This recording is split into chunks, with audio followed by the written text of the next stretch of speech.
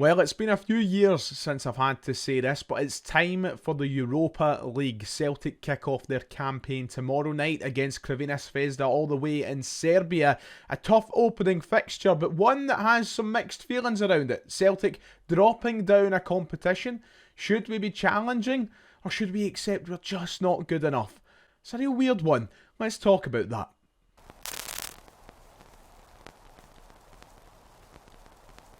If you haven't already, please make sure to hit like and subscribe. It would be much appreciated. I'll be here for the entirety of our Europa League campaign, both home and away. We're going to talk about every game, and hopefully it's a competition where Celtic can leave a mark. For once, can we do something in Europe? I don't know. We're not exactly off to the best start with our exit to Kairat Almaty in the qualifiers, but can we turn a corner? That's the big question. So, Europa League and my general thoughts. It's one where I've kind of went back and forth these last few weeks since the exit to Kairat Almaty in the Champions League qualifiers. That exit alone pretty much summed up everything for me. If we couldn't beat Kairat Almaty, with all due respect, this side from Kazakhstan that we'd never heard of before the draw, then what right did we have to think that Celtic could go on a run in the Europa League this year? What right did we think that we'd have to beat the likes of Roma and Red Star Belgrade and Bologna and Utrecht? You know, that was the real thought at the time. As soon as that tie had finished, I wasn't looking forward to the Europa League. I thought that we were just going to watch Celtic get slapped about 8 different times when we were clearly not ready. But I think these last few weeks have allowed Celtic fans to calm down a little bit, chill out about the performances on the park at least, and that's been helped by a couple of good performances in recent times, albeit against Kilmarnock and Partick Thistle. I still think that deep down though, we do have a side here that's good enough to challenge, and ultimately a side that's good enough to at least qualify for the next round of this competition. And if we weren't to do that, well, something would have to be seriously wrong, and that means, you know, we're talking about the board, but if we couldn't make it through this Champions League group stage, we'd have to have a lot more serious conversations about the manager and the players. And that's why I think ultimately, I'm expecting us to qualify here. In fact, I'm expecting Celtic to go on and do pretty well in the 8 games that we've got in the Europa League. Here's a reminder of the 8 games on screen now, and of course we kick off against Crvena Zvezda tomorrow night. We will then have a back-to-back Celtic Park fixtures against Braga and Sturm Graz. We then head away from home back-to-back in November against Midtjylland in Denmark and Feyenoord at the Coop. We welcome Roma, the biggest hitter of them all, to Celtic Park in December before finishing off the 8-game league phase against Bologna and Utrecht after the Christmas period. Those are the 8 games, and honestly, and I feel daft saying it once again, especially after our loss to Kairat Almaty, I look at that and go, why can't Celtic be aiming for 12, Christ, even 15 points? This might be our level this season, but it's ultimately a level that after last year, we should be overperforming in, and I think that's my brutal honesty about it. But that's what the difference is, isn't it? I'm not saying I expect Celtic to go on and get 15 points in the Europa League this year. I think that would be foolish of me. But what I am saying is, why not? Why should we not be thinking we can do that? We went into the Champions League last year and got 12 points against tougher opposition in a tougher competition. If we could manage 12 points, and a couple of mighty good performances, by the way, against the likes of Aston Villa, Bayern Munich in the knockout stages, you know, if we can go and get 12 there, we really should be getting more than 12 in this competition. You know, these are the teams that traditionally you would look at if you drew them in the Champions League, and you'd rub your hands fancying it. And I think that it's understandable why we don't fancy it this time round, because of where we are right now as a club and because of the negativity that surrounded ourselves. And I have been guilty, hands up, of being one of those negative people on this platform. But I think when you just boil it down to what it is here and everything at face value, Celtic should be qualifying. And it's important that we give ourselves the optimism tomorrow night to kick off this campaign with the hopes of qualifying. So yeah, I think, listen, it's obviously wise to suggest Celtic should approach, and Celtic fans should approach this game with some caution and maybe to an extent, maybe even some pessimism after recent times. But at the same time, I think it's also important that we look at this as a very winnable game, a very winnable set of games in the Europa League, and a chance to bring ourselves back up to a platform where we can believe in this Celtic side, because there's been a lot of change, and I do think that ultimately this squad has regressed, and that makes this a tougher task. But we have a lot to be positive about. We still have a lot of the parts of the puzzle that were there last year. Yeah, it's just a really weird proposition altogether. It's just a weird situation to be in, but hopefully it's one we can navigate well starting tomorrow night. On that note, here's a little bit more of an in-depth discussion between me, Tino and Asim last night on the Celtic exchange. We had a pretty in-depth conversation about the Europa League, what to expect, what we expect from match day one. I'll let some of that play out here before we return to look at the opposition, because ultimately that's what we're here to do. It's a match preview video, so I better talk about Crvena Zvezda. And on that then, let's get to the Europa stuff. So as we touched on briefly earlier on, the Europa League campaign kicks off this week. We're away to Red Star Belgrade on Wednesday night, 8 o'clock kick-off there. I'm going to read out some of our 8 opponents for anyone who's still just getting up to speed with them. And there's definitely nothing to fear here. Roma is a big ticket, but there's nothing to fear. So Red Star away, Braga at home, Sturm Graz at home, Midtjylland away, Feyenoord away, Roma at home, Bologna away. Tough game, don't get me wrong. Utrecht at home. How do you feel about this all day? I mean, as I said, we did not beat Kairat Almaty. No. We have no given right to beat anybody. But in different ways, that's a winnable set of fixtures in different ways. The fixtures, yes, and which is a microcosm of the whole competition, I think now. Putting aside how bad we were and we're looking like we were going to be, this season when the transfer window ended, the Europa League, I think, as a result of the new format of the Champions League and the Europa League, is a much more, I think, winnable competition for the likes of Celtic. I thought that last season, as I was watching the latter rounds, proven almost by the fact that the final was between a woeful Tottenham and a woeful Man United side.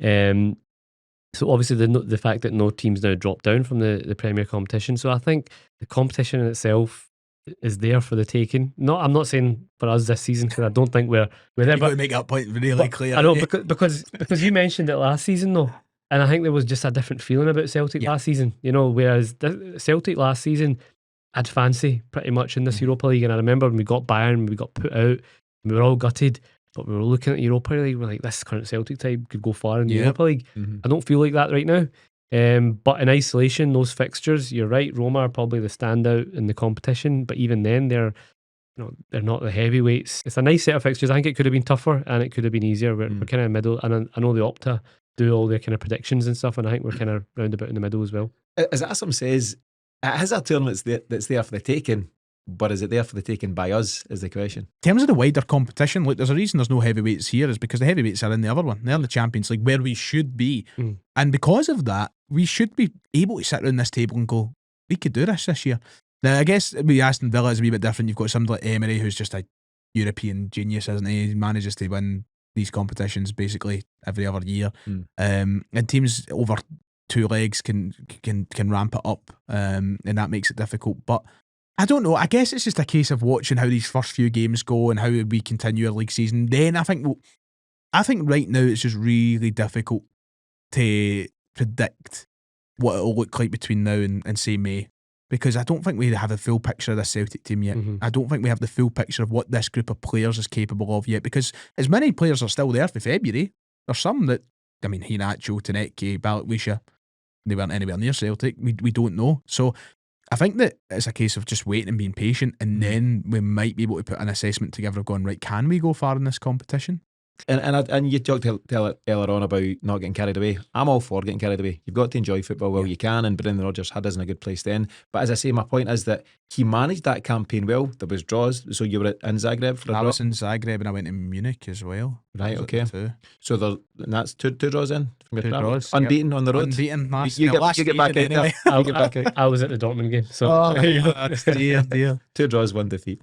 So you'll face across your 8 games. You'll win some, lose some, and draw some, generally speaking. But it's all about being in the hat for the next round. That's the be all and end all. And if Celtic can navigate some very winnable ties, you've talked about maybe a target of 15 points, and then some bigger challenges, Roma and Bologna would seem the standout Bigger chances Feyenoord, maybe. So it's 12 is the magic number, isn't it? 12 points will essentially get you through In the top 24. in the top 24. So that's kind of what you're looking for. But I really do feel like when I looked at that, I was like, we should be surpassing 12. I'd be happy with 12. See, as long as we're through. I think Rangers got to the top 8 last season, again, quite fortunately, in terms of, was quite a low points number that they got. But yeah, you know, on a firing Celtic, you'd be looking for top 8. Yep. You know, if we were playing the way we were at points last season, you'd be confident of that. But right now, for me, I think, yeah, the key is to try and navigate this campaign and to make sure that we're playing European football again come February. So first up, it is that tough journey to the Stadium Rajko Mitic in Belgrade, Serbia,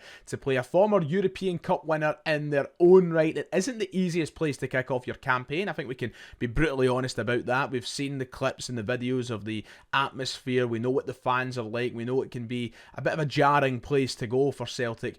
But I think it's one that we should be equipped to handle. We've been to these places before. I think there's always a kind of a blown up narrative when it comes to places like this, because Celtic have faced off teams in the Balkan states plenty of times. We have faced off against teams in thunderous stadiums plenty of times, and granted the results might be mixed and sometimes we might be unsuccessful, but it's not something that should faze these players. It shouldn't faze a lot of them. Especially like you look at our captain, who has played basically everywhere in Europe for both Celtic and Scotland at this point. We should be able to handle these situations, or we should at least be able to go to them not overthinking about the situation. So it's not an easy place to go to start off. I think it's one that we can handle ourselves in. Rangers, of course, went up against Red Star a couple of years ago and beat them over 2 legs in the Europa League on their run to the final. So the team's changed lots. It's not the same Red Star that we're playing, but I think it's one that we should be fancying our chances against. However, like Celtic, Red Star have started their season unbeaten and currently sit top of the Serbian Superliga with 7 wins out of 7, including their most recent victory in the Belgrade derby over Partizan. So they are flying at the minute, and in fact, their star striker, who, let me get his name right here, Alexander Katai, has scored 11 goals in 7 league games. That's 11 league goals in 7 games. He is on fire. That's the man to watch out for. So they're firing all cylinders. They're 7 out of 7. It's very similar to Celtic in the sense that the biggest cloud over their season so far is the failure of qualifying for the Champions League. So we do have something in common with Red Star at the minute, and the narrative is somewhat similar. You know, there's a lot of parallels between Celtic and Red Star going into this, and their undefeated league start to the season is one of those. And also in that squad is Marko Arnautovic, the seasoned veteran who I'm sure you're familiar with through spells at Stoke City, Inter Milan, and of course the Austrian national team. He is still kicking a ball, and he currently applies his trade to Crvena Zvezda. He joined Alexander Katai up front at the weekend against Partizan, and that makes up their rather dangerous attacking too. They also have other players, the likes of Mirko Ivanic, who is a midfielder with 5 goals to his name already this season. It's a decent side, very physical defenders too. Yeah, certainly not an easy game for Celtic. Do I think our squad beats them on paper? It's hard to tell because I don't watch Red Star every week, but probably. But this is a team that will rough us about. We know what it's like when we go to these places. I'm going to save you the cliches of saying they'll be more physical, they'll be bigger, they'll be, getting stuck in and we'll need to play around them. We know all of that by now. We should be able to handle that by now. But that is the case of what we'll probably see tomorrow night. So that takes us on to Celtic. What do we do? How do we set up tomorrow? And what's the story for us? Well, I think it's straightforward. I think we go and be ourselves. I really don't think this is a game that takes major change on board, and maybe that's me being naive. Listen, I'm not the manager, I'm not the coach. At the end of the day, they know the opposition a lot better than I do. They've been scouting the opposition in preparation for this game. I haven't. But I think that Celtic should be going over there to play their brand of football and to try and score as many goals as possible. I don't think it's a game like Atalanta last year or even Munich as well, which was a bit different because we went to that game 1-0 down and we had to chase something. But especially Atalanta, where we went over and it was a case of shutting up shop, making sure that we could keep a clean sheet and we had our chances when they came along. I don't think it's going to be anything like that. I don't expect Red Star to be completely dominant, to have 60-70% of the ball. I think that Celtic will be more than evenly matched and will have their chances. Look, for the likes of Taneki and Maida, it's about taking the chances that are gifted to them tomorrow night, because chances will be there. Like, it's not a game where Celtic are going to have one shot, or it shouldn't be. If it is, then worrying, concerning. But Taneki and Maida, when they do get presented these opportunities, they have to be ready to take them. And Maida, for goodness sake, if you're given a one-on-one, don't fucking blooter it over the bar or blast it wide. Take your time and put it in the back of the net. Do what you do best. But I think it's just going to be a game where Celtic play football the way that we always play football. I don't think there's many major alterations that have to happen. So I expect us to go there, whilst acknowledging it's tough, and still expecting to see Celtic attack the game. To be quite honest, and I think we have the team for that as well. So get the ball to Taneki, let him work his magic that we've seen the first couple of games. This will be a real test for a couple of these players now. Of course, first European games for a few of these guys, for Celtic anyway. Taneki, Balikwisha, Iheanacho, should he be involved. Yeah, so listen, it's a big game, but I don't expect Celtic to kind of change the entire game plan, to throw out the textbooks and start something fresh here. No, I think that we know what we have to do. I think that we are trying to drill into this group of players, this new look group of players, what the script is at Celtic, and I think you continue that tomorrow night. Now, at time of recording, Brendan Rodgers hasn't done his pre-match press conference, so I don't have any updates in regards to injuries, fitness, whatever. We're working with what we know coming out of the weekend's game. There is some talk that maybe the likes of Anthony Ralston will be back involved with the matchday squad. We don't know everything for certain, and keep that in mind while I do my starting 11 predictions. So here it is, my starting 11, my prediction for the team tomorrow night, and I think it kind of picks itself. I think just because Brendan Rodgers knows what he wants out of this game and knows what 11 will maybe get him that. I know some of us might disagree with certain positions here, and I even disagree with a couple of players here. I think that I would like to see maybe somebody else in or whatever, but I think this is what Rodgers will go with, and I'll kind of dance over everybody very, very quickly.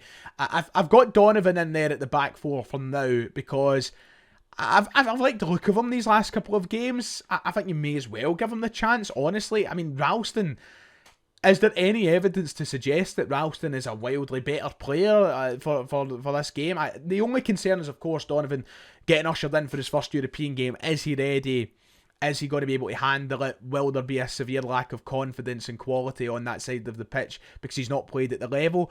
Yeah, there's a risk of that, but I still just don't believe that. I don't believe that Ralston presents much better. Yeah, Ralston's played in a few European games by now and he's done it for years, but I think there's arguments to be made if he's done it well enough, and I don't think Donovan should be deprived of the chance for that. So I've got Donovan in there, and I think the rest of the defenders / Schmeichel picks itself, to be quite honest. I know people still have the discourse about Scales and whether or not he should come out and Trusty would come in. I know I'd love to see Trusty, but it's got to be Scales. Let's be real, and Rodgers trusts Liam Scales, evidently.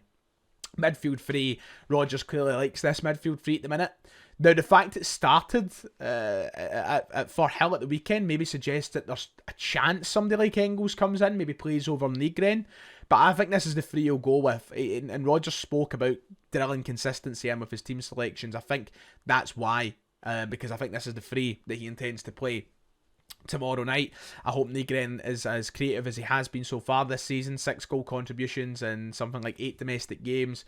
So we need him to be on top of his game tomorrow and show why we brought him to the club. And McGregor and Hatate will just obviously be in the team anyway. I think the only one that's up for conversation is Benji. And then for the front three, I've gone for a three of Balikwisha, Maida and Tanekti. Now, I know a lot of people will say Iheanacho. I don't see it, personally. I know a lot of people will say Balikwisha hasn't performed overly great since joining. But we spent big money on him, and it's for these games. So I think this is the three. You can't drop Taneki because he's in great form. He's been a real spark in that attacking lineup. He's been our best attacker in recent games. So I think this is the three for me. I think Maida starts through the middle, and I think we'll see Iheanacho coming on at some point in the game should we need him. And I think it's evident that he's still a bit away from being fully match fit anyway. So you've got to play your fittest players. You've got to play your players that are most ready for these occasions, and I think this is it for me. That's the attacking three when it comes to that. So yeah, there you go. That's my starting 11 prediction. And honestly, it's a team that I stand by should be getting the job done. As for score prediction, I'm going to leave it out. I can't be bothered. Right, that does it for today. If you've enjoyed, please make sure to hit like and subscribe. As always, let me know your thoughts, your predictions, and all your opinion about tomorrow's game in the comments below. Sorry if it's been a bit hectic and all over the place. It's been a while since I've sat down just to do one of these typical match previews, and especially for a European game. So, getting back into the swing of things myself here, like Celtic will be tomorrow night. But hopefully by the time I do the match reaction, all will be good. Remember, I will be live an hour before kick-off to preview the game a little bit more and to talk about the 11 that Brendan goes with. So I'll see you there. And until then, take care, God bless, and I'll see you all next time.